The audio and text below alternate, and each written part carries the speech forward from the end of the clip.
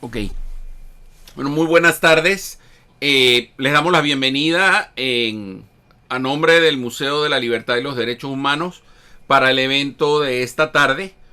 Un evento muy especial para nosotros, para quienes no nos conocen, la Fundación Democracia y Libertad, de la cual formo parte de la Junta Directiva, somos los que manejamos, o sea, creamos, desarrollamos y manejamos el Museo de la Libertad y los Derechos Humanos que está ubicado en Amador. Por razones de la pandemia, el museo lleva casi 10 meses cerrado, así que hemos hecho una serie de actividades virtuales y hemos hecho actividades para tratar de mantener la esencia del museo, que se enfoca en los derechos humanos y la importancia que tienen estos en la convivencia de todos nosotros y de todos en el mundo. Particularmente el día de hoy tenemos una conferencia sobre medicina nazi, cuando los médicos se vuelven asesinos, y le voy a dar la palabra a Dalia Gateño de Yad Vashem Panamá para que haga la introducción de quienes van a hablar. Muchas Dalia. gracias, doctor Pichel. Gracias. Bueno, el 27 de enero de 1945, las tropas soviéticas liberaron el campo de exterminio de Auschwitz-Birkenau. Es un día que simboliza el final del Holocausto, el final de la matanza sin razón y sistematizada de millones de seres humanos. Por el otro lado, es el inicio de la vida para aquellos que sobrevivieron el infierno de los campos y de la guerra. Es un día que marca el final de la muerte y el inicio de la vida. En el año 2005, la Organización de las Naciones Unidas declaró este día como el Día Internacional de Conmemoración en memoria de las víctimas del Holocausto. Desde esa fecha, los miembros de la ONU, sus gobernantes y su población se han dado la tarea de estudiar y aprender cada vez más sobre lo ocurrido, con la misión de evitar eventos similares en el futuro. La importancia del día de hoy es justamente esa: aprender del pasado y asegurarnos un futuro con libertad, respeto, tolerancia y democracia. El recuerdo de las víctimas y de las vidas de los sobrevivientes es nuestro patrimonio más importante. Es la semilla de donde nace nuestro propósito de ser. Hoy rendimos tributo a las vidas que se truncaron durante la Shoah y a todos aquellos ejemplos de resistencia y sobrevivencia que tomamos de los que lograron seguir sus vidas después de tan negra época. La Fundación Amigos de Yad Vashem Panamá, EMET, a quien represento hoy con orgullo, es una organización con más de 20 años de trayectoria, dedicada a recordar, enseñar y conmemorar lo ocurrido en el Holocausto durante la Segunda Guerra Mundial. Nos hemos tomado la responsabilidad de conmemorar el Día del Holocausto en Panamá año tras año y, sobre todo, de transmitir a través de programas de educación y creaciones artísticas un mensaje de Tikkun Olam, que en español significa reparar el mundo, y así promover las lecciones derivadas del Holocausto y otros genocidios. De la mano del Museo de la Libertad tenemos planes de poder llegar a más panameños de manera más contundente, con una exhibición permanente sobre el Holocausto y otros genocidios, así como a través de eventos educativos como el de hoy. Antes que nada, agradezco la presencia de todos ustedes aquí hoy, quienes se suman a este evento de recordación y conmemoración: las Naciones Unidas en Panamá, la Embajada de Israel en Panamá, el Museo de la Libertad y la Fundación EMET se unen hoy para brindarles una interesantísima charla sobre la medicina nazi cuando el médico se convierte en asesino. Antes de comenzar, nada más les pido que el que tenga alguna pregunta puede ponerla en el chat o en la opción de Q&A que ofrece el webinar, y trataremos de ir respondiéndolas en la medida que se pueda, y si queda espacio, pues también la doctora Rubín responderá algunas preguntas al final. Ahora le paso la cámara a la señora Cristian Munduate, coordinadora residente de las Naciones Unidas en Panamá, quien nos dirigirá unas palabras. Muchísimas gracias, Dalia. En primer lugar, agradecer a los directivos del Museo Libertad y Derechos Humanos, a la Fundación UNED, por esta excelente iniciativa y organizar esta actividad del día de hoy. Excelentísimos y queridos embajadores de Alemania y de Israel, y a todas las personas que hoy nos acompañan, muy buenas tardes. Quisiera iniciar mis palabras tomando algunas de las reflexiones del secretario general de Naciones Unidas, el señor Antonio Gutiérrez, quien en su comunicado precisamente del día de hoy hace referencia a la importancia de mantener presente los hechos, las repercusiones de este momento en la historia de la humanidad, en donde se perdió la vida de más de 6 millones de judíos y otros millones de personas que fueron víctimas y que fueron asesinadas de forma sistemáticamente en esa época, producto de un antisemitismo y una xenofobia como nunca vista en la humanidad, ¿no? Sin embargo, esto nos trae también a los momentos actuales que estamos viviendo y a lo que ha transcurrido a lo largo de estos años. En un momento en donde se empezó a ver la luz después de este horror, con también mucho infortunio, vemos que las manifestaciones, el resurgimiento de este antisemitismo y de la xenofobia, del racismo, de la falta de tolerancia y de la violencia vuelven a estar presentes de una forma también muy dolorosa en nuestros tiempos, ¿sí? Esta falta de tolerancia por razones religiosas, por temas de raza, de etnia, de nacionalidad, de diversidad sexual, por el tema de discapacidad, por el tema de estados migratorios. Me parece que cobra diferentes manifestaciones por diferencias de opinión política, por diferencias de posicionamientos, de opiniones económicas.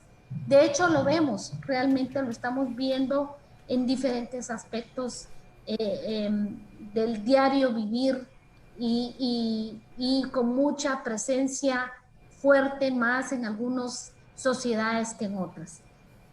Yo aquí quiero entonces volcar la mirada hacia el tema de derechos humanos, ¿sí?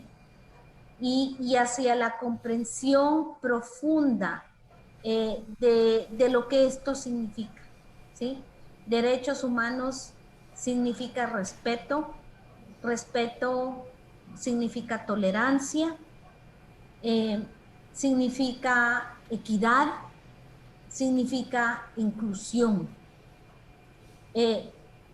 Y respectivamente de cualquier otra, yo creo que estas son las bases fundamentales de cualquier relación social, de cualquier relación individual, para una convivencia saludable y un desarrollo sostenible y un desarrollo verdadero. La pandemia, como bien hoy le hacía lectura al mensaje del secretario general, nos dice que la pandemia trae a la superficie todas estas fragilidades, todas estas brechas, todas estas deudas estructurales que existen alrededor del mundo y que de todo esto hay que asumir una visión de un proceso de casi de sanación, pero no solo de sanación de la pandemia y de la inmunidad del virus, sino también una reflexión de sanación de nuestras sociedades. Y aquí yo quiero traer a colación otro tema que él ha destacado a nivel mundial en sus mensajes, y es sobre plantearse cuál debería de ser el nuevo contrato social, porque definitivamente la forma en que como humanidad estamos llevando los temas nos está conduciendo a la debacle. Recordar no quiere decir ahondar en la división, en el dolor y en la separación. Recordar quiere decir hacernos progresar como humanos, hacernos entender que nunca jamás hay que repetir este tipo de acciones y que nos hace mantener presente que todos tenemos una responsabilidad como individuos, como sociedades, de no permitir que acciones de este tipo, que momentos en este tipo vuelvan a ser parte de una historia y de un presente que causa dolor a millones de personas. Yo con esto quiero terminar mi intervención y muy dispuesta a participar luego en el diálogo junto con los panelistas e invitados de honor. Muchísimas gracias. Muchísimas gracias, señora Mondoate. Ahora le pasamos la palabra al embajador de Israel en Panamá, el señor Reda Mansour. Gracias, Dalia, y buenas tardes a todos. Hoy, como cada año, en los últimos años, estamos tratando a retornar para recordar este momento en la historia, la liberación del campo de Auschwitz, para pensar de nuevo sobre algo que pasó en nuestro planeta, en nuestro mundo, sobre un crimen que muchas veces no podemos imaginar que puede pasar. Auschwitz necesitamos siempre recordar y repetir esta imagen horrible de un espacio el tamaño de una ciudad grande, donde los nazis, que habían una de las culturas más avanzadas del mundo, en sangre frío, planificaron construir complejo de 40 fábricas para tornar este proyecto de genocidio contra el pueblo judío a una industria avanzada de muerte.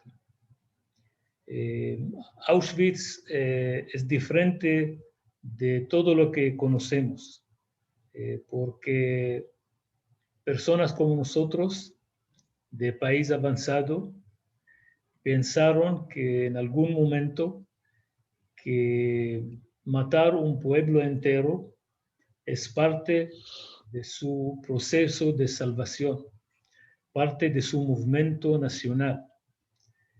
Y muchas veces hacemos esta falta que pensamos que Auschwitz es algo de la historia, que ya pasó en otro lugar lejano, pasó con otro pueblo. Mas al final hay que siempre recordar, los nazis fueron personas como nosotros y son modelo como con ideología extrema en un momento oscuro de la historia de un país. Pueden millones de personas crear en una industria horrible y tornar into monstruos. En una manera, estos monstruos están en cada uno de nosotros. Estamos las mismas personas. No, los nazis no fueron creación diferente de nosotros. Y es la importancia de recordar Auschwitz y recordar el Holocausto. 6 millones de personas, casi dos veces Panamá, fueron víctimas de este proceso de una industria que no solamente decidió matar a estas personas, mas pensó en manera muy profunda ¿cómo puede hacer este proceso, matar 6 millones de personas en la manera más rápida y más barata? ¿Cómo puede usar sus cuerpos para producir productos industriales? Son cosas que no podemos crear cada vez que leemos esta historia, cómo el ser humano puede llegar a este lugar bajo de pensar sin ningún tipo de emoción sobre personas que tienen la misma cara, el mismo corazón, y piensa que ellos son algo diferente, que no son personas como nosotros, y por esto podemos matar a ellos. Recordar significa recordar los 6 millones, más recordar para el futuro, porque sabemos que hoy en día el antisemitismo está retornando. Nadie puede creer que podemos ver neonazis en Alemania, podemos ver neonazis en Estados Unidos, en toda Europa, de nuevo en lugares muy avanzados. Latinoamérica menos, más también tenemos movimientos antisemitistas. Entre el Holocausto y hoy ya pasaron algunos genocidios. Significa que nosotros todavía no entendemos cómo podemos recordar para prevenir estos genocidios. No solo recordar para la historia. Hay todavía ideologías y pueblos y regímenes que están hablando lengua de genocidio cada día. Y por esto hay que recordar, hay que trabajar muy duro, educar a nuestros jóvenes y al final tal vez siempre yo quiero terminar con algún punto poco optimista. En la misma manera que el Holocausto es uno de los momentos más difíciles de la historia humana, lo que pasó con la Nueva Alemania y con Israel puede ser razón por tener esperanza para nuestro futuro.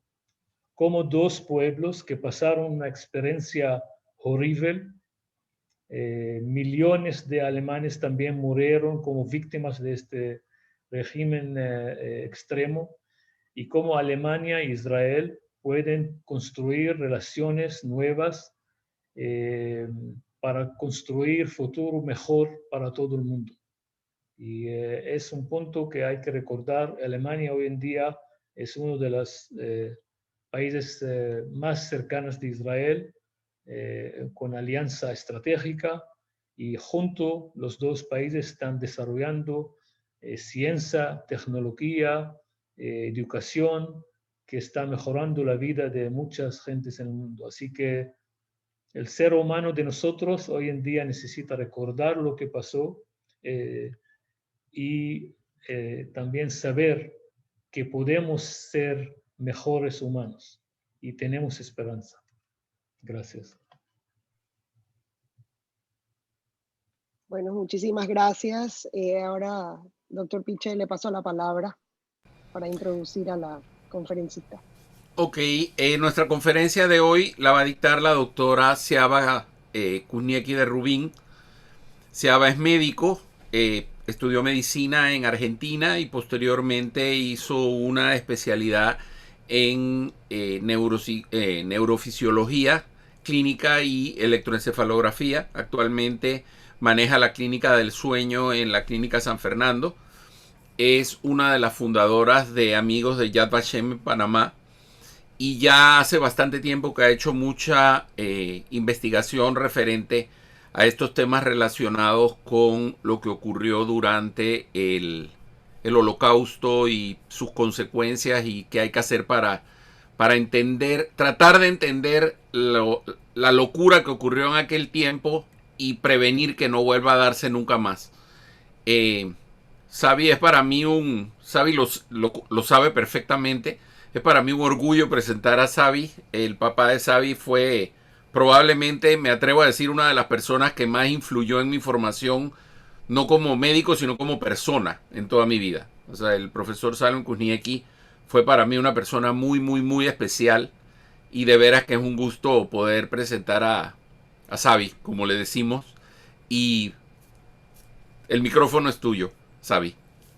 Gracias. Buenas tardes a todos. Gracias por esta oportunidad. Es un honor para mí compartir estos momentos, agradeciendo especialmente a las organizaciones, a los organizadores de esta jornada de recordación. La esencia de la profesión médica, más allá de lo científico, es verdaderamente su sentido humanitario y los valores éticos que deben estar antepuestos ante cualquier otro objetivo. Entonces nos preguntamos si verdaderamente existe algo así como medicina nazi cuando son términos tan opuestos, tan contrapuestos. Podemos denominar las acciones que ocurrieron y que vamos a conocer hoy verdaderamente medicina. Y vamos a comenzar con la función del médico. Históricamente, la misión del médico es prevenir las enfermedades, promocionar y recuperar la salud de los pacientes, es aliviar el dolor y el sufrimiento del hombre causado por las enfermedades, es poder curar a aquellos que se pueden curar y cuidar a los que no podemos curar. Es también cuidar el bienestar social, emocional de cada ser humano. Entonces, con esa idea en mente, entendamos qué pasó en Alemania, en esa Alemania nazi que describieron anteriormente los participantes en esta charla, y entendamos un poquito los antecedentes que podemos descubrir en ese camino. En Alemania del siglo XIX, habían corrientes sociales y en el mundo verdaderamente muy fuertes de racismo, estamos hablando del siglo XIX, con ideas de razas que se consideraban en ese momento superiores y puras. Conceptos como que para mantener la pureza de una raza hay que deshacerse de los enemigos y de los seres defectuosos e inservibles que cargaban o representaban una carga económica para el Estado, estaban ya en la mente de las personas en el siglo XIX. Ya el concepto de una raza superior que los alemanes llamaron Aria, que tenía características no solamente físicas de superioridad, sino morales e intelectuales, ya había entrado en la sociedad. Había ya una escala racial en la cual otras razas estaban en otras categorías e incluso ya habían definido como antirraza a los judíos. Los judíos quedaban fuera de esa escala racial totalmente y eran solamente considerados como una antirraza, enemigos del Estado, de alguna manera contaminando a la sociedad. Igualmente, para el siglo XIX, hay teorías que se basan en el darwinismo social y en las teorías de evolución de Darwin que dicen que hay genes muy buenos que de alguna manera hay que promover y genes muy malos que hay que descartar o eliminar. Esa pseudociencia se llamó, o filosofía, se llamó eugenesia, y esa supuesta ciencia tenía como objetivo mejorar a la raza humana a través de la mejor reproducción. Así como cuando tratamos de mejorar una raza de cualquier animal, de perros o de cualquier vegetal, de la misma manera, el movimiento eugenista que recorría el mundo verdaderamente tenía esos ideales. Y ese fue un movimiento internacional muy poderoso que recorrió Europa entera, por supuesto que estaba en Alemania, pero también estaba en Inglaterra y también estaba en los Estados Unidos. Y sobre todo en Escandinavia, Noruega y Suecia estaban muy liderizando este movimiento. Tenían este concepto de eugenesia positiva, o sea, lograr que los que tenían los buenos genes se unieran pero también prohibir que aquellos que tenían genes defectuosos se reprodujeran. Y de ahí que Indiana es el primer estado en los Estados Unidos que por ley obliga en el año 1907 a que personas que ellos consideraban que no debían reproducirse sean esterilizados en contra de su voluntad. Esto fue algo que se vio como un movimiento importantísimo y perduró en los Estados Unidos hasta el año 1960. Inclusive influyó de manera importante en las leyes de inmigración en los Estados Unidos, limitando la inmigración de pueblos que ellos consideraban que no tenían buenos genes. Se estima que en los Estados Unidos estas leyes de eugenesia negativa, o sea, estas esterilizaciones forzadas, tuvieron alrededor de 65,000 víctimas.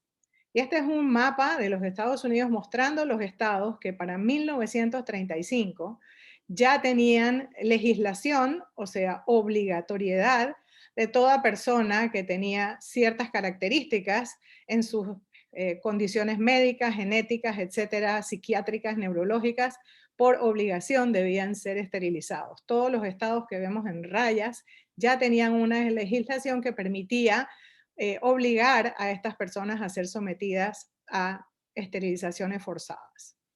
En Alemania, el movimiento eugenista también tenía numerosos adeptos. Sin embargo, no habían logrado obtener permisividad para entrar para permear el sistema legislativo hasta la llegada de Hitler al poder. En el momento, en 1933, cuando Hitler es elegido canciller de la República, y a partir de ahí, el movimiento eugenista tuvo un desarrollo meteórico en esa Alemania nazi, donde encontró un caldo de cultivo perfecto, porque la ideología nazi, que era racista, que era imperialista y que era totalitarista, incluía, por supuesto, estas ideas.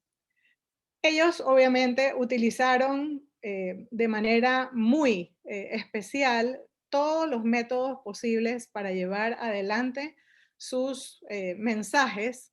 De hecho, el primer ministro de propaganda que existió en cualquier gobierno del mundo fue Joseph Goebbels, quien era muy talentoso en la forma en la que lograba enardecer a las multitudes con este mensaje de un pueblo, un Volk y un Führer, que debían ser los que gobernaban el mundo, y estas ideas recorren Alemania desde 1933 en un proceso progresivo, lento y que siempre va hacia adelante. La propaganda se veía en todas las esferas.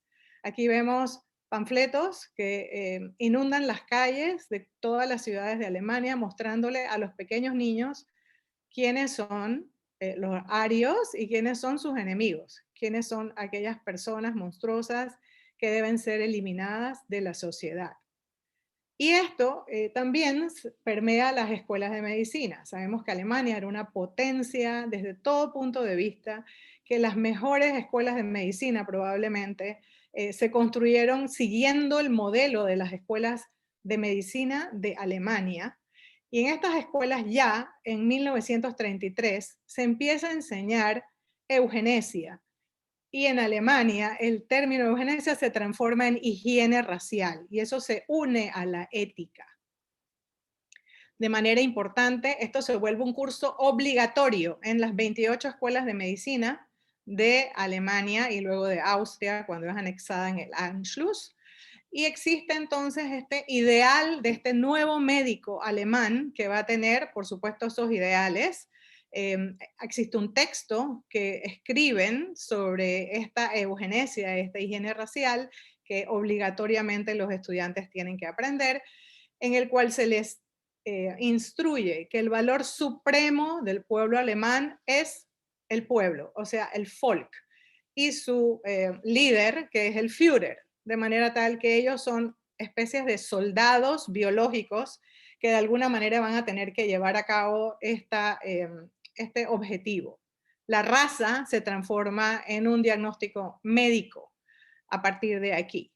Y recorren Alemania antropólogos, biólogos, estudiantes de medicina y toda clase de profesionales midiendo los cráneos, observando los iris, clasificando supuestamente a sus habitantes y separándolos entre los puros y los impuros, para de alguna manera empezar a introducir esta ideología en ese folk, que de alguna manera se empieza a adoctrinar en forma muy importante.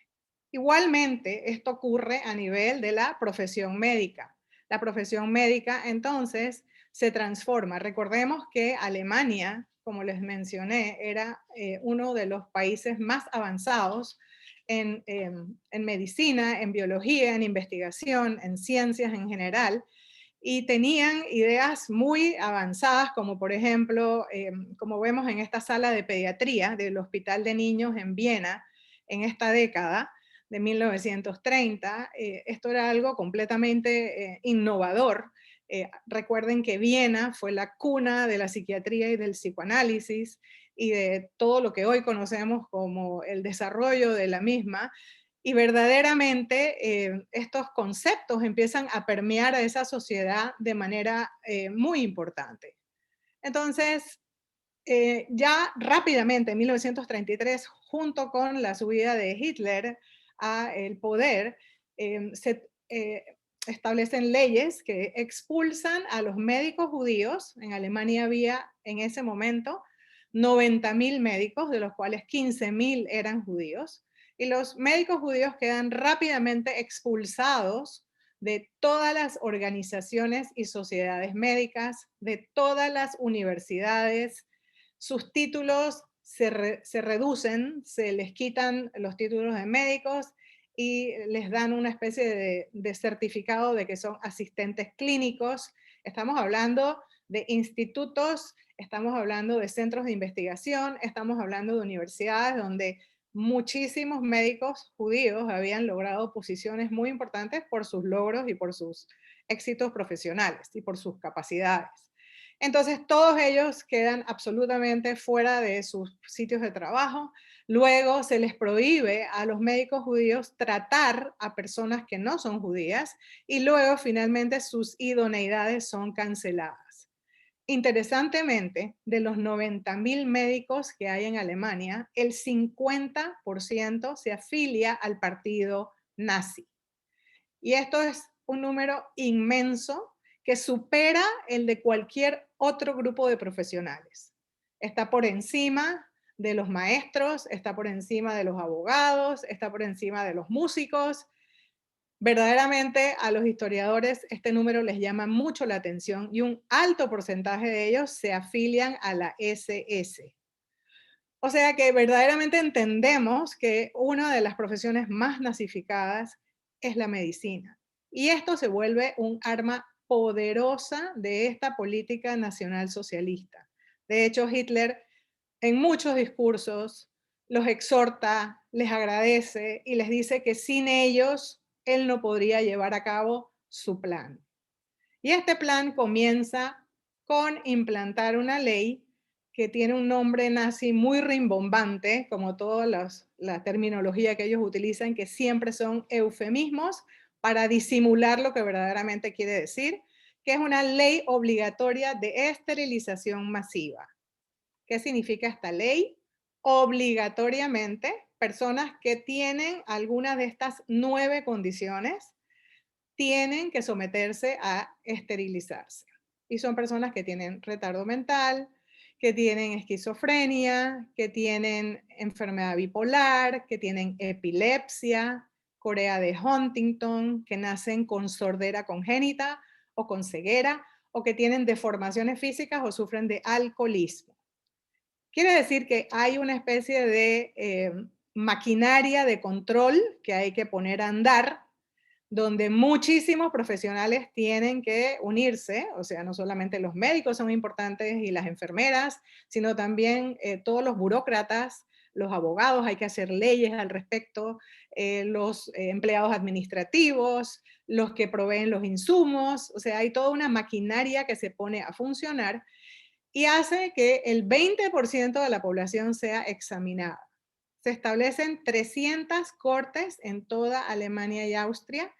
Cada corte tiene un juez y 2 médicos Y cada corte debe examinar cada caso. Por supuesto, esto era en la gran mayoría de los casos en contra de la voluntad de los sujetos. Estamos hablando de personas que tenían una ceguera y que tal vez eran adolescentes y ni siquiera sabían a dónde los estaban llevando en contra de su voluntad, ni sus padres tampoco. Se estima que en este periodo, mientras esta ley de esterilización se echó a andar, que fue desde 1933 hasta 1939, alrededor de 400.000 personas de una población de 65 millones fueron obligatoriamente, en su gran mayoría, esterilizados. ¿Cuál era el objetivo de estas esterilizaciones masivas? Impedir la reproducción de los imperfectos para entonces mejorar a la raza perfecta. Esa era la misión, ¿verdad? Y esa raza perfecta tiene que, de por sí, unirse y reproducirse en la forma adecuada. Paralelamente a esta ley de esterilización, empiezan a hacer mucha énfasis y propaganda en aquellas personas que sufren de otra serie de condiciones y que viven generalmente en hospitales, en asilos, en centros de manera crónica, representando de alguna manera una carga para el Estado, y empiezan a llamar a estas personas vidas indignas o vidas inútiles. Y dentro de este grupo de personas hay personas, por ejemplo, que están en hospitales psiquiátricos. Recuerden que en aquella época los hospitales psiquiátricos eran instituciones generalmente muy reconocidas, donde trataban, generalmente estamos hablando de Alemania, con métodos bastante novedosos, condiciones psiquiátricas crónicas, y que de alguna manera mantenían una población estable bastante importante. Entonces, las argumentaciones que hay y la propaganda que empiezan a, de alguna manera, compartir es que estas personas representan una carga económica para el Estado. Esa es, de alguna manera, la forma en la que ellos presentan esta condición. Y ya para 1939 estas ideas han permeado tanto a la población que el padre de un bebé de 5 meses que se llamaba Gerhard Herbert Kretschmer escribe una carta al Führer pidiéndole que por favor haga algo con su bebé. Su bebé nació sin un brazo y sin una pierna y nació ciego. Y para ese padre, ese niño representaba exactamente el polo opuesto a la raza aria de la que ellos eran parte. Y él le solicita al Führer que por favor haga algo y haga que su niño desaparezca de este mundo. Hitler le dice a su médico privado que se llamaba Karl Brandt, por favor, haz algo con esto y resuélvelo. Y a partir de este caso, que fue muy conocido, miles de familias alemanas siguen el ejemplo. Lo ven como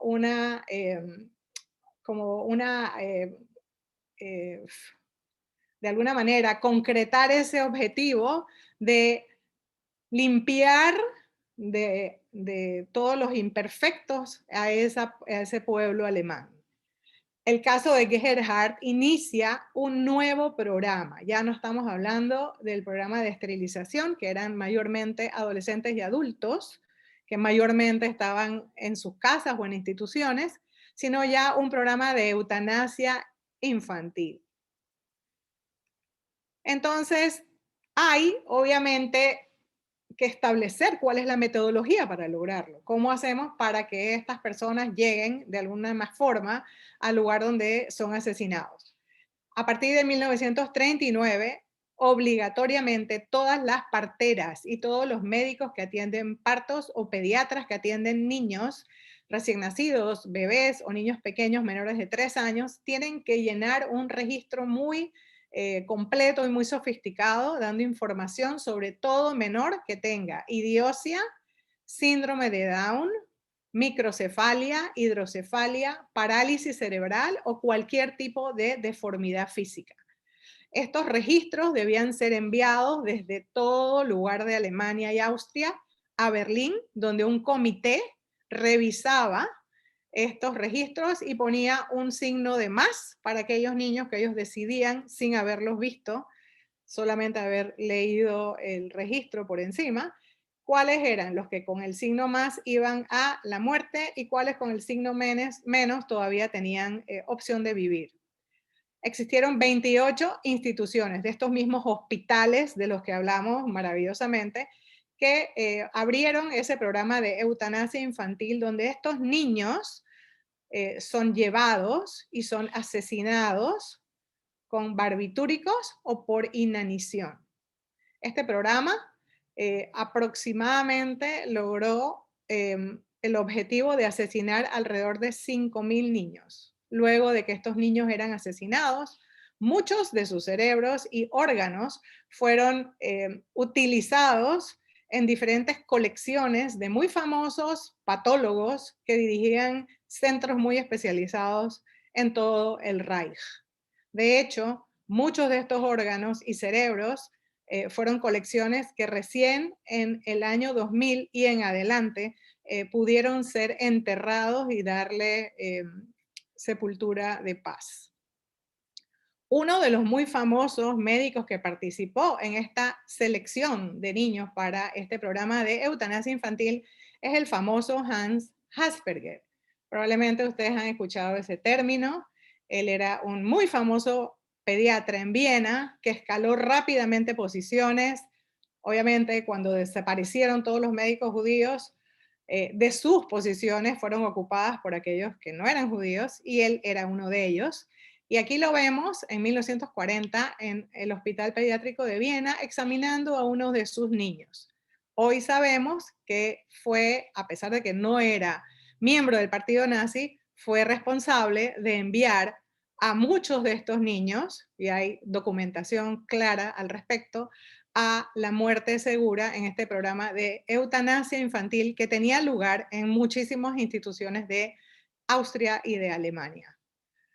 A partir del inicio de la guerra, de la Segunda Guerra Mundial, cuando Alemania invade Polonia el 1 de septiembre de 1939, Hitler emite una carta que verdaderamente la escribió en octubre, pero le puso fecha del 1 de septiembre, y esa carta se la da a su médico y a su abogado personal y les dice, este es el comienzo de un programa que comenzó con el programa de eutanasia infantil, pero ahora se va a extender hacia adolescentes y adultos. Esta carta, los historiadores creen que Hitler la puso con fecha anterior precisamente para justificar las acciones del plan que estaba desarrollando como si fueran acciones de guerra. Y entonces se inicia en forma formal y organizada el plan de eutanasia, que en verdad es un eufemismo, porque ninguna de estas personas recibió una muerte piadosa, fue verdaderamente la matanza sistemática de miles de discapacitados mentales y físicos, muchos de ellos internados en las instituciones de las que hablamos y muchos otros que estaban en sus casas.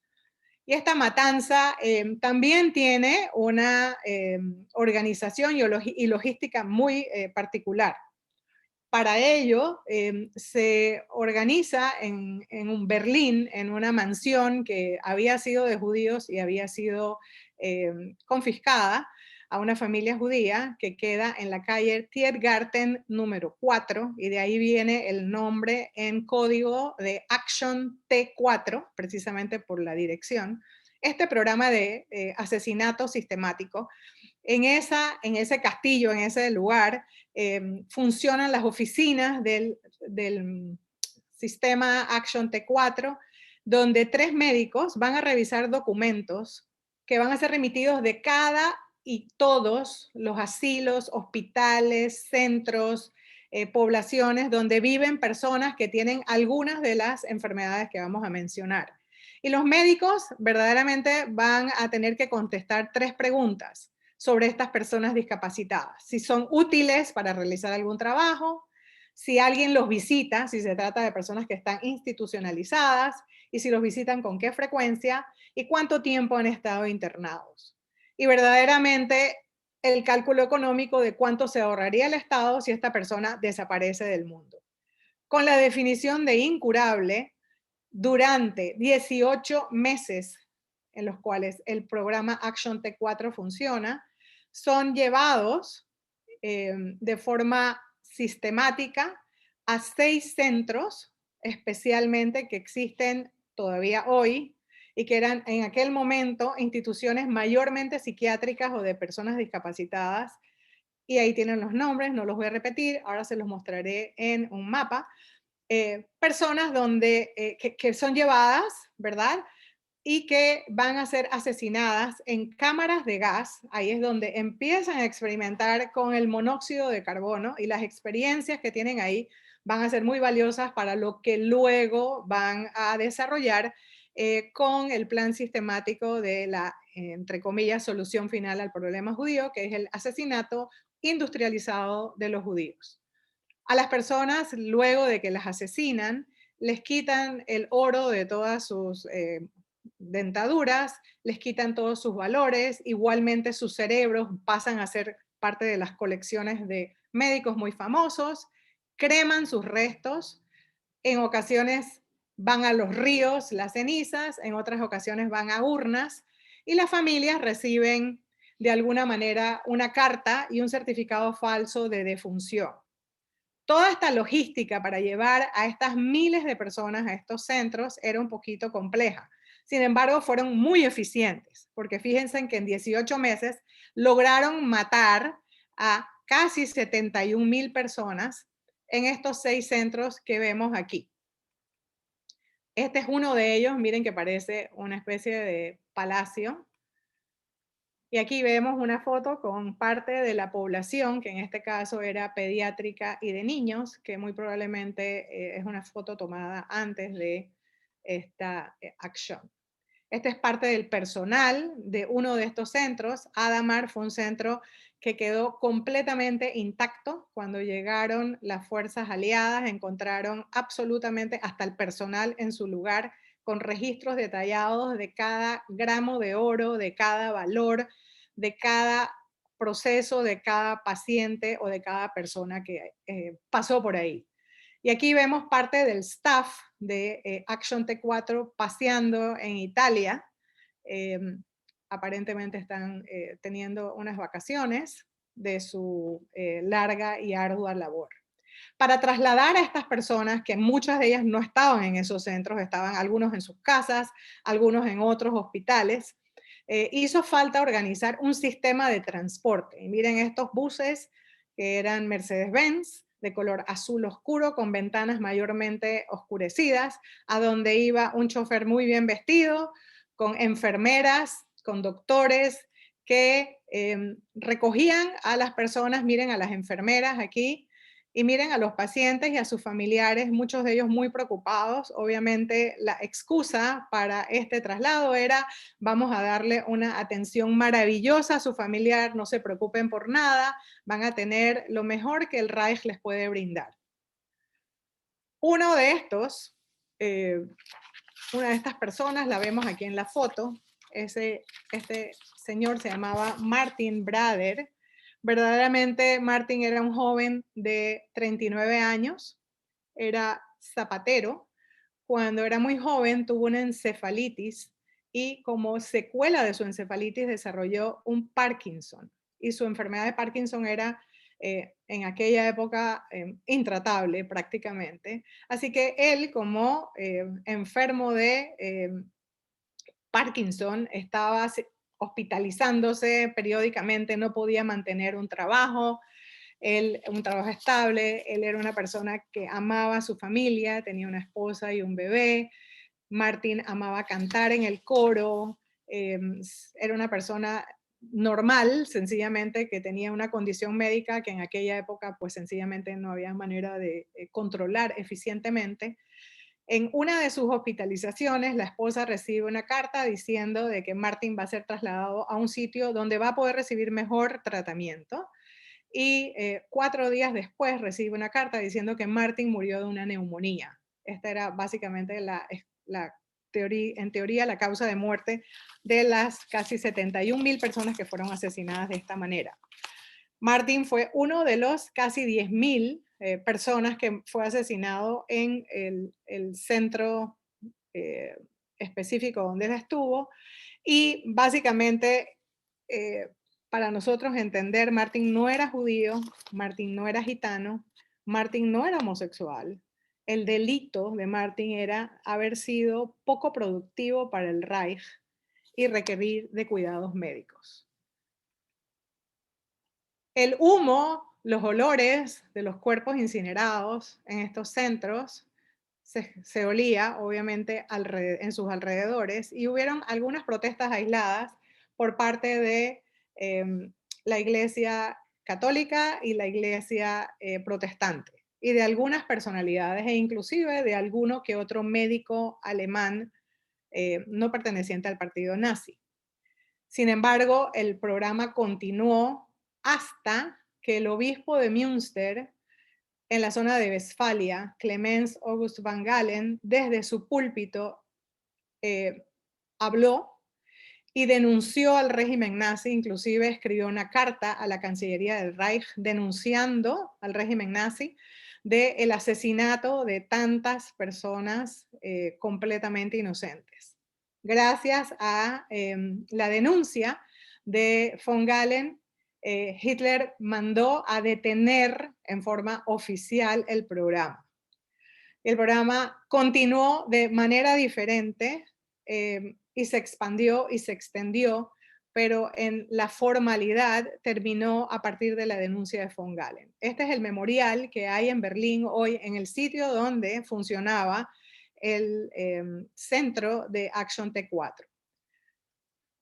Esa experiencia de Action T4 o del programa de eutanasia fue vital para los nazis para el plan macabro y sistemático del exterminio del pueblo judío, de los Roma Sinti y de todos aquellos que consideraban ellos enemigos del Estado.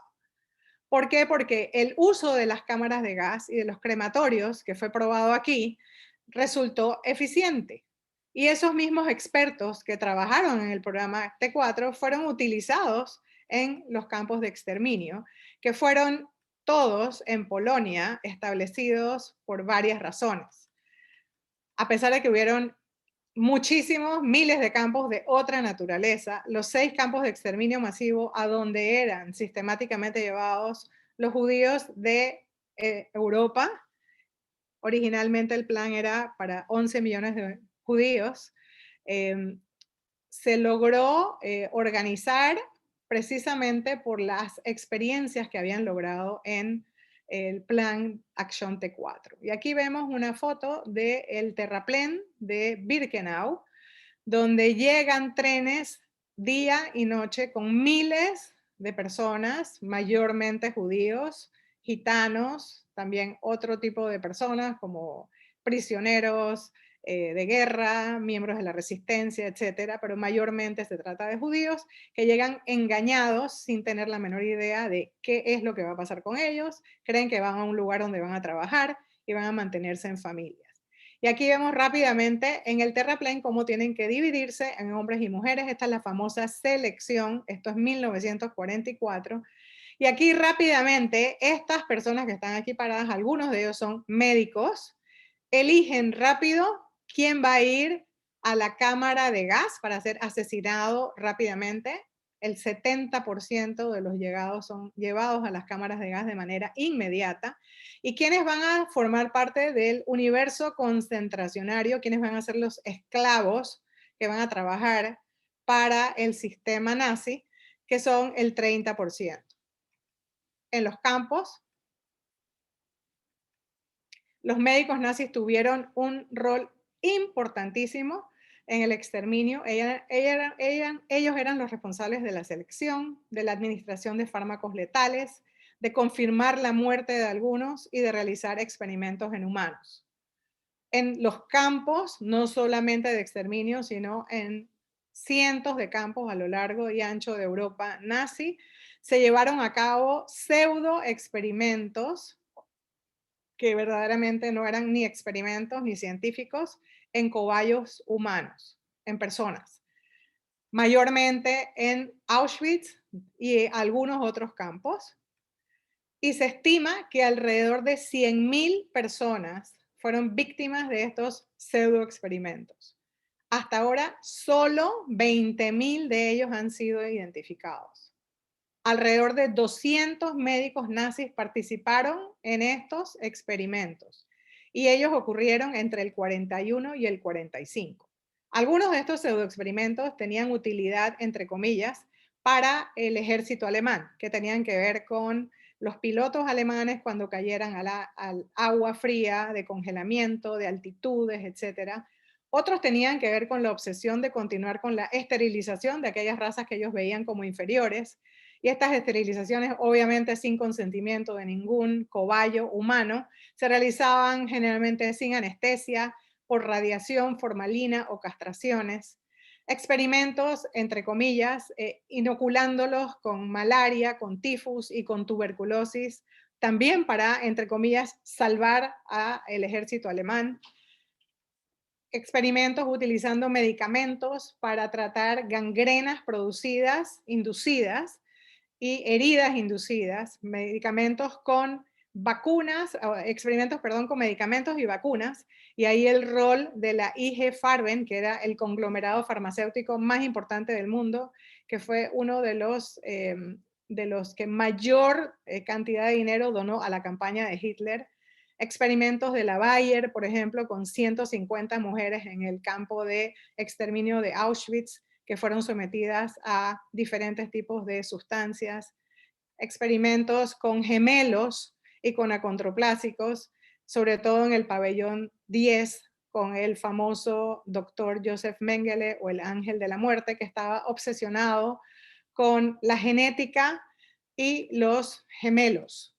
Y en Auschwitz, en 1944, a donde recién había llegado Mengele, él se paraba en el terraplén y esperaba que llegaran los trenes, básicamente para capturar a sus sujetos. Cada una de estas parejas de gemelos que eran, o de acondroplásicos que eran llevados, eran registrados detalladamente, mayormente venían de Hungría y Eslovaquia, y sus supuestos experimentos tenían que ver con amputaciones, transfusiones de sangre de uno al otro, inyecciones de tifus, de tuberculosis. Una de las familias que más lo apasionó fue esta familia de hermanos acondroplásicos que venían de Rumania. Ellos eran músicos muy talentosos y fueron deportados en mayo del 44, llegaron a Auschwitz y Mengele se los llevó como su mayor trofeo. Increíblemente sobrevivieron toda clase de mutilaciones. No hace mucho murió la última en Israel, a donde migraron todos. Estos son niños gitanos sometidos a supuestos experimentos médicos por Mengele. Esta es una foto obviamente tomada por los nazis. Y nos preguntamos, ¿qué pensarían estos niños cuando fue la selección? ¿Qué pensarían sus padres al entregarlos? ¿Qué clase de experiencias deben haber sufrido? ¿Acaso sintieron dolor? ¿Acaso alguno de ellos resistió? ¿Cómo fue intentar sobrevivir? ¿Qué pasó después? Esta es una foto famosa de la liberación y estos son niños del pabellón de Mengele, todos ellos cobayos humanos, precisamente un día como hoy, hace 76 años, siendo liberados. Creo que algunos de ellos todavía viven y pueden buscar luego en las redes sociales y encontrarlos y escuchar sus historias. Pero yo me quiero centrar en una porque la enormidad y la inmensidad del mal y las millones de personas víctimas de semejantes vejámenes nos hacen muy difícil conectarnos con estas historias.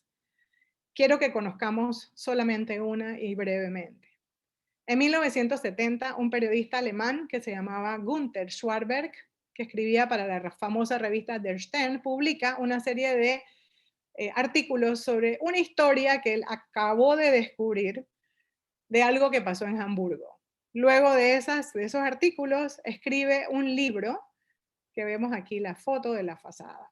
Y esta historia se conoce como la historia de los 20 niños de Bullenhauser Damm.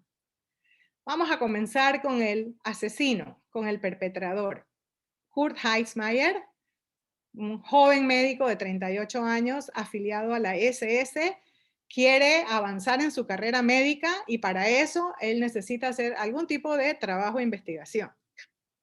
Como es parte de la SS y tiene conocidos en niveles importantes, él pide que se le otorgue un pabellón en un campo que se llama Neuengamme, que queda cerca de Hamburgo, un campo de prisioneros, de miembros de la resistencia. Mayormente no había judíos en ese campo. Y se le otorga un pabellón que se va a conocer como el pabellón Heissmeyer en este campo de Neuengamme. Y él decide hacer una especie de experimento. Él quería ser experto en tuberculosis, tisiólogo. Y entonces su proyecto, su idea es inocular cobayos humanos, que en este caso son, por supuesto, prisioneros de guerra, mayormente soldados, algunos de ellos eran miembros de la resistencia, otros eran gitanos, y son todos hombres. Los va a inocular con la bacteria de la tuberculosis y él quiere ver de qué manera el cuerpo responde a eso. Todos sus inoculados fallecen de una tuberculosis fulminante. Él hace la patología y dice, mi teoría, su teoría era que el cuerpo debía producir algún tipo de respuesta, no pudo ser comprobada, estos cobayos no me sirven, quiero niños. Pero en Neuengamme no hay niños. Entonces él le pide a su amigo Mengele, que está ya en Auschwitz, le dice, Mengele, quiero 20 niños judíos. Mengele va a revisar en el terraplén y elige 20 niños, 10 niñas y 10 niños. Y el registro de estos niños se hace por sus iniciales y por su número de prisioneros. Estos niños son llevados estos niños son llevados al pabellón en Neuengamme, donde se les coloca en una cama junto a un cobayo. A cada niño se le asigna un cobayo. Y Heissmeyer viaja 160 millas desde su ciudad, donde él está trabajando, a Neuengamme para inocularlos en una herida en el pecho. Los niños enferman de tuberculosis severamente. Unas semanas después, él obliga a un médico checo a hacerle un vaciamiento de los ganglios de la axila para hacerles la anatomía patológica y les deja la herida abierta.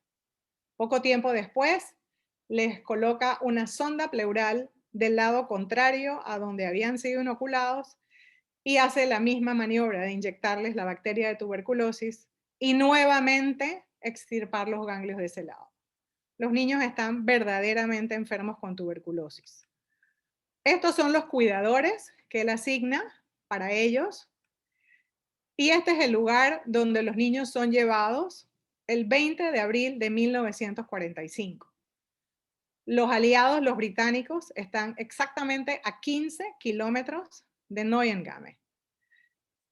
Hay mucho desorden en el campo, nadie sabe qué hay que hacer, reciben la orden de eliminar las evidencias. Heissmeyer empieza a quemar documentos, registros, porque todo estaba meticulosamente grabado, y Heissmeyer desaparece. Entonces, los niños que fueron llevados a esta escuela, diciéndoles van a recibir helados y van a recibir chocolate y pronto van a ver a sus mamás, son llevados a este sótano donde hay bancas, se los obliga a quitarse sus ropas. Ahí son uno tras otro ahorcados en los ganchos que ustedes ven. Esto existe hoy en este sitio, es un memorial. Luego de que se les inyecta morfina. Y luego sus cuerpecitos son bajados de ahí y son regresados a Neuengamme, donde son incinerados y sus cenizas son totalmente destruidas. La historia de estos niños quedó totalmente siendo desconocida por muchísimos años, hasta que en uno de estos juicios posteriores a médicos empezó a buscarse la identidad de estos niños, porque les recuerdo que solamente estaban anotados por su por sus iniciales y por su número de registro de prisioneros en Auschwitz. Hoy en día conocemos con detalle sus nombres, las edades de sus muertes. El mayor tenía 12 años y el menor tenía 5. Y hoy quiero presentarles a uno de ellos. Este niño, cuyas iniciales son WJ, era este precioso chiquitín que nació en Eslovaquia, en el seno de una familia judía tradicional. Su padre era un relojero, su madre se ocupaba de los niños, tenía una hermana mayor que se llamaba Grete. Creció en esta pequeña ciudad y en 1942 consiguieron papeles falsos para poderse esconder, porque ya Eslovaquia estaba bajo el gobierno nazi. Pudieron esconderse por 2 años hasta que fueron delatados y luego fueron, por supuesto, llevados a Auschwitz. Y este es el camino que siguió la familia de Walter en el tren de ganado cuando fueron deportados desde un campo de tránsito en Eslovaquia hasta llegar a Auschwitz, donde fue separado de su familia y luego trasladado hacia Neuengamme en Alemania. Esta es su hermana Grete, que en el año 2015, o sea, hace 6 años apenas, supo y pudo conocer la historia de su hermanito Peter. Hasta ese momento, ella pensó que Peter había muerto en una marcha de la muerte. Recién en el 2015, gracias al esfuerzo increíble de estos periodistas y de las personas y de los historiadores médicos que han tratado de recuperar cada y una de estas historias, Grete recibió una llamada de Yad Vashem en Israel y fue citada para darle toda la información respecto a su hermanito Peter.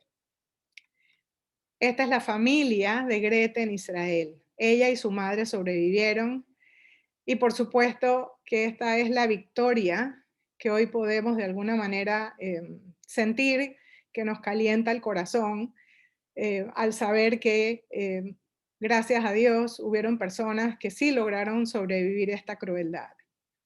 En algunos de los pocos juicios médicos que hubieron, para los 200 médicos que sabemos que participaron activamente en todas estas acciones que hemos hablado, el fiscal Telford Taylor dijo: la política de exterminio masivo no podría haber sido tan eficientemente realizada sin la activa participación de los médicos alemanes. Así que si podemos de alguna manera concluir algo respecto a la medicina nazi, podemos decir que definitivamente el único avance que permitió es el avance en la ciencia del asesinato, y que estas lecciones de esta medicina sin humanidad, sin respeto, sin integridad, sin ética, sin compasión, deberían permear cada uno de nuestros actos y anteponerse a todo. Que nosotros tenemos el deber de conocer esto, de saberlo, de estar atentos, de ser reflexivos, de ser críticos, de escuchar y sentir las lecciones o las señales de peligro, y que cuando las libertades y los derechos fundamentales de los seres humanos están en juego, no debemos callar, debemos actuar. Peter, el pequeño de 12 años que solo quería volver a encontrarse con su mamá y su hermanita, y tantos millones nos lo reclaman. En un día como hoy, no lo olvidemos. Muchas gracias. Muchísimas gracias, Sabi. Hemos logrado contestar bastantes de las preguntas online en el Q&A, pero tengo una aquí que te voy a pasar para ver si tú nos ayudas. Y preguntan, ¿qué hicieron los médicos que no aceptaron estos programas atroces?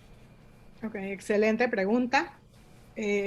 Hubieron médicos alemanes que se opusieron, pero recuerden que este régimen totalitario controlaba cada y todos los aspectos, y los opositores fueron los primeros que fueron callados.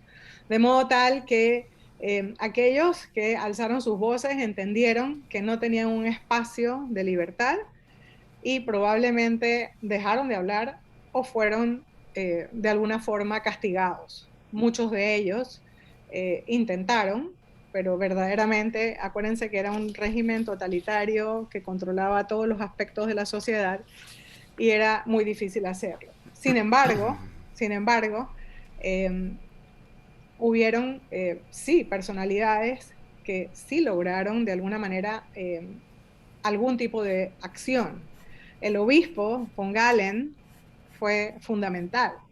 Y nos preguntamos si muchas de esas voces, como las del obispo, se hubieran levantado, hubiese sido el resultado igual que hubiera pasado. Ok, y otra pregunta algo ligada. Preguntan, Olga Lengyel en su libro Los hornos de Hitler describe que algunos médicos judíos fueron obligados a participar de los experimentos en los campos de concentración.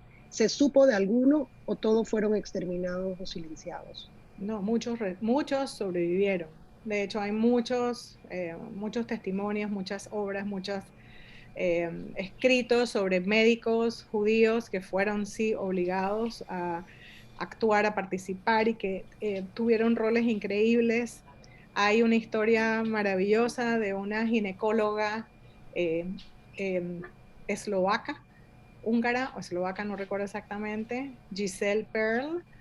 Ella, como ginecóloga, realizó en Auschwitz miles de abortos con lo que tenía en sus manos, porque estar embarazada en Auschwitz era sinónimo de la muerte, de la cámara de gas, y ella de alguna manera entendió que podía salvar a las madres, y ella escribió una obra maravillosa y siguió trabajando como obstetra por muchísimos años en los Estados Unidos y luego en Israel, y cada vez que ella participaba en un parto ella decía, este bebé es la muestra de que nosotros ganamos. O sea, a pesar del dolor y a pesar de las terribles decisiones que todos ellos tuvieron que tomar, fueron increíbles en cada uno de sus momentos y en cada una de sus situaciones. Ok. Están entrando las preguntas. Sí, doctor, disculpe. Yo quería hacer un par de comentarios. Uno es que estas historias de lo que ocurrió durante el Holocausto y desde el punto de vista médico, o sea, ahora estoy hablando más como médico que como directivo del museo, uno las ha escuchado muchísimas veces, pero la verdad, sabe, cuando uno las ve todas juntas en un lapso de tiempo corto y uno ve la clase de barbarie a la que se prestó una profesión que por definición tiene que ser humanista, realmente uno se siente terrible. Ahora, hay un par de cosas interesantísimas que mencionaste y una es el tema de la eugenesia. La eugenesia en 1940 y tantos no solamente era el tema alemán, o sea, era un tema que se convirtió en todo el mundo. De hecho, en Panamá, no sé, a lo mejor entre las personas que están escuchando no lo saben, pero hay un documento oficial del Ministerio de Salud de Panamá, cuando el encargado, el secretario de Salud se llamaba en aquel momento, era Arnulfo Arias, donde él hace una clara definición de las razas que no deberían permitirse que entraran a Panamá y que siguieran aumentando la cantidad de personas de esas razas que hubiera en Panamá.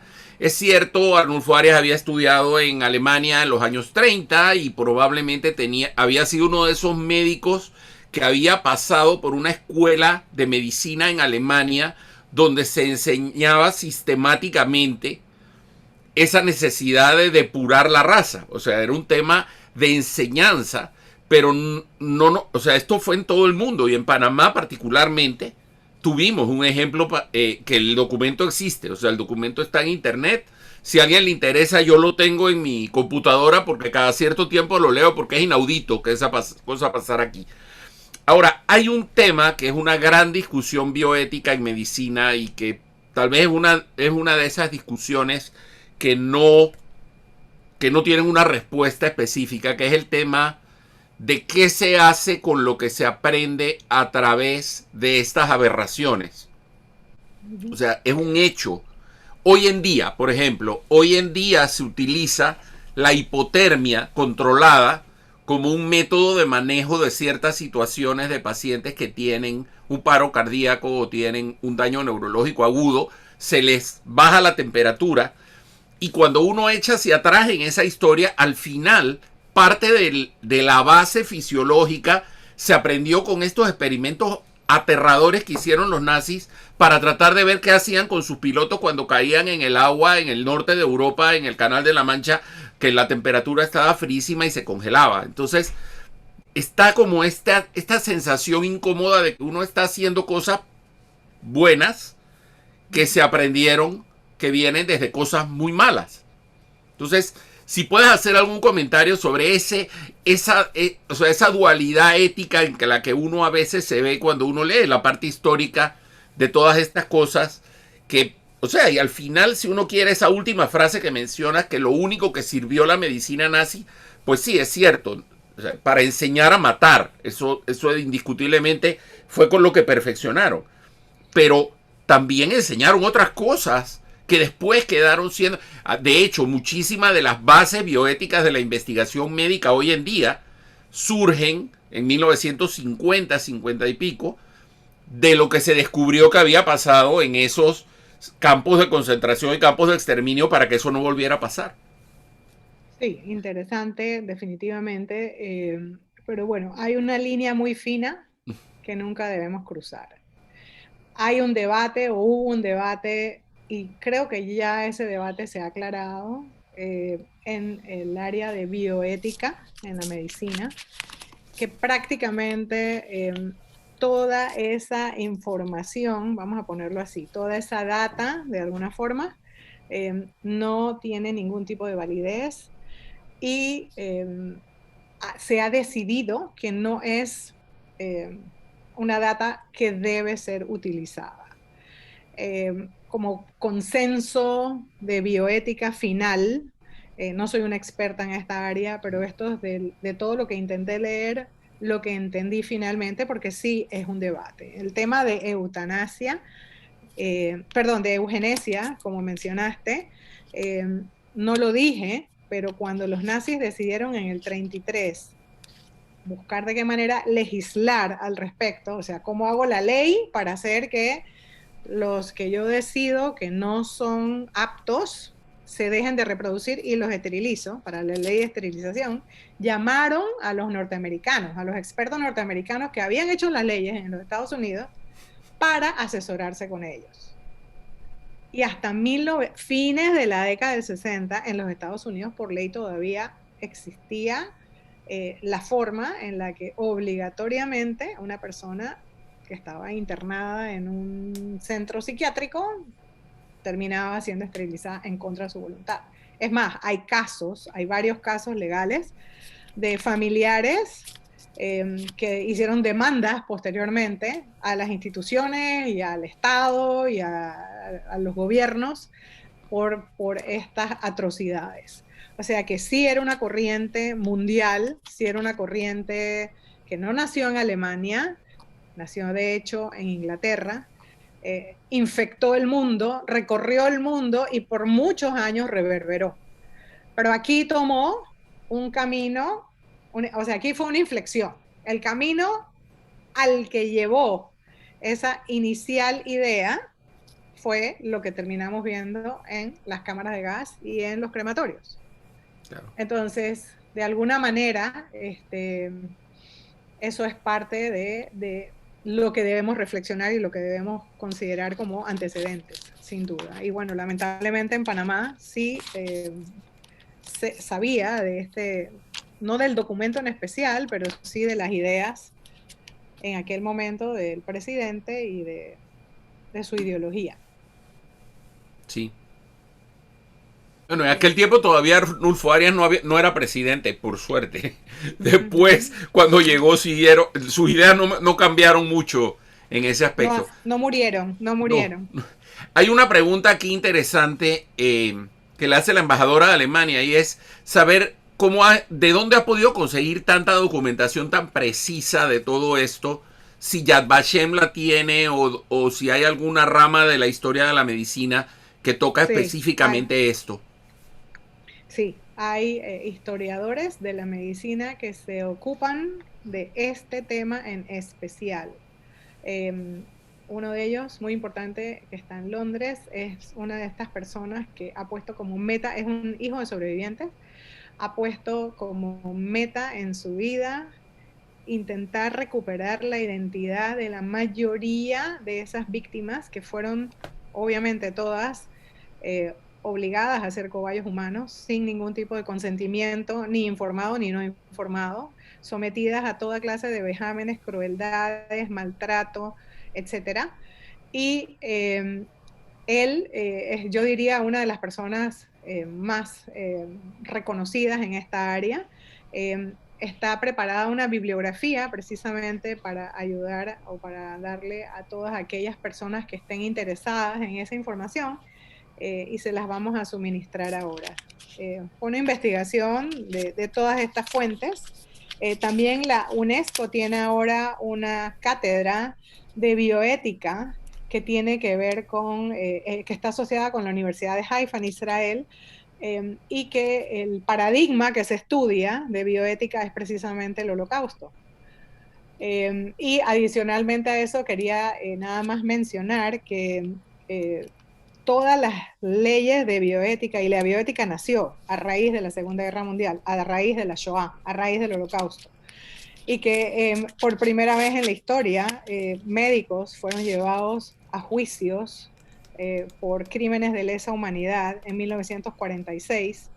Ese primer juicio a los médicos incluía 20 médicos nazis y 3 administrativos.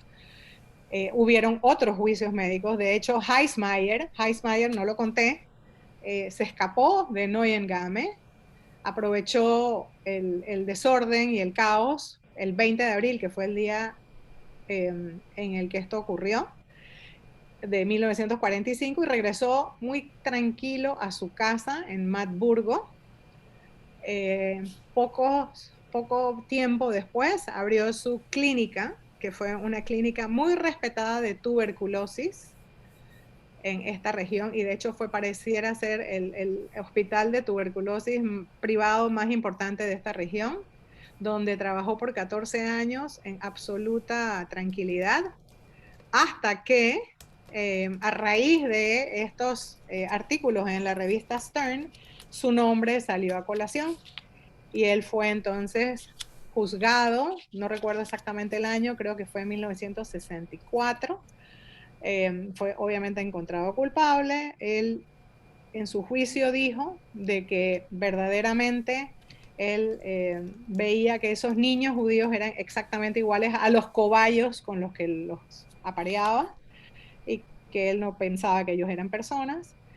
Fue encontrado culpable y murió en la cárcel un año después de haber sido condenado. Ok, wow. Bueno, Dalia, yo creo que ha sido es tan difícil encontrar un calificativo. Ha sido una espectacular conferencia, una maravillosa exposición, pero de algo que no hay manera que uno no quede conmovido cuando lo escucha. De lo que es capaz de hacer el ser humano y de lo que son capaces de hacer personas cuya principal razón de ser es salvar vidas. Te paso, Dalia, para despedirte por parte del Museo Savi.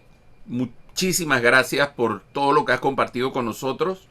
Ha sido un gusto. Esto hacía rato que veníamos hablando de hacer este evento, y la verdad creo que siendo es un día como hoy, tiene todavía muchísimo más valor. Así que muchas gracias y un saludo a tu familia cuando lo veas. Gracias. Bueno, muchísimas gracias a todos, al embajador Mansur, a la señora Monduate por acompañarnos, al museo por darnos la oportunidad de hacer este evento en conjunto, y por supuesto a Savi por su interesantísima y tan especial charla o clase. Sé que hay varias personas pidiendo la bibliografía. Ya se puso en el Q&A Le estoy pidiendo a Margie ahorita que por favor la ponga también en el chat, porque hay algunas personas que están pidiéndola por el chat, así que si nos dan unos segunditos, les vamos a poner la lista de la bibliografía que usó Xavi.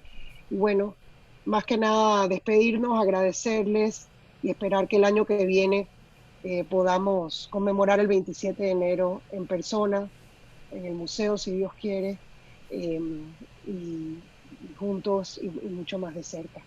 Así que gracias a todos. Gracias, buenas tardes. Buenas tardes, hasta luego.